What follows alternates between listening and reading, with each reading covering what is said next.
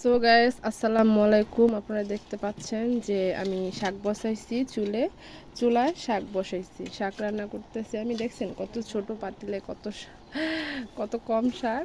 So আসলে মজা করে ভিডিওটা করা, আমরা সবাই মিলে শাক খাবো, সেজন্য শাক এই এত রোদের ভিতরে আমরা মাঠ থেকে শাক উঠাই নিয়ে আসছি।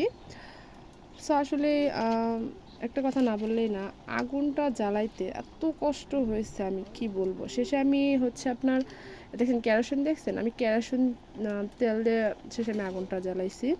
ফাইনালি আগুনটা জ্বলছে, যেভাবে জ্বলাইতে পারি জ্বলছে। তো তো শাকটা হইতেছে এখন। ভাত তো হয়ে গেছে, আরও আগে ভাত হওয়ার পরেই শাক বসাইছি।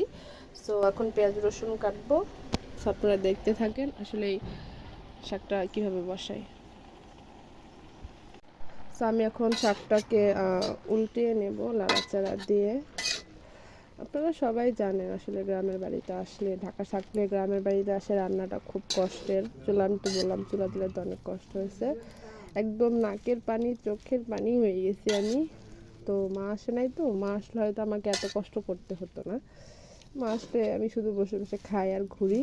এখন যেহেতু মা আসে নাই, আমি আগে চলে আসছি, রান্না করে তো খেতেই হবে।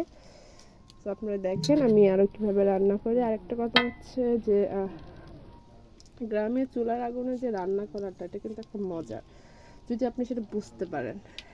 ফাইনালি দেখেন পেস্ট রসুন সব কিছু দিয়ে বাঁচতেছি।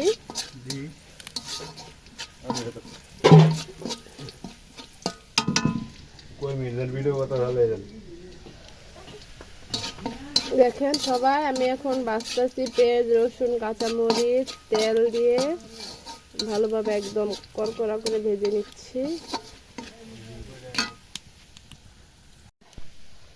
এই দেখেন এখন আমি শাকগুলা ঢেলে দিব, ভালো করে নাড়াচাড়া দিয়ে নেব।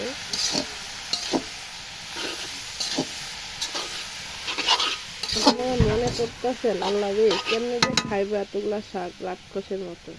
ওই দেখেন কাঁচা শাক নিয়ে খাওয়া শুরু করছে, একটু দেখাও। দেখাই না, দেখছেন কাঁচা শাক নিয়ে খাওয়া শুরু করছে। আমি হচ্ছে পেঁয়াজ রসুন এগুলো দিয়ে তারপর ওগুলো ভেজে তারপর আমি শাকগুলো দিয়ে কয়েক মিনিট ভেজে নিব।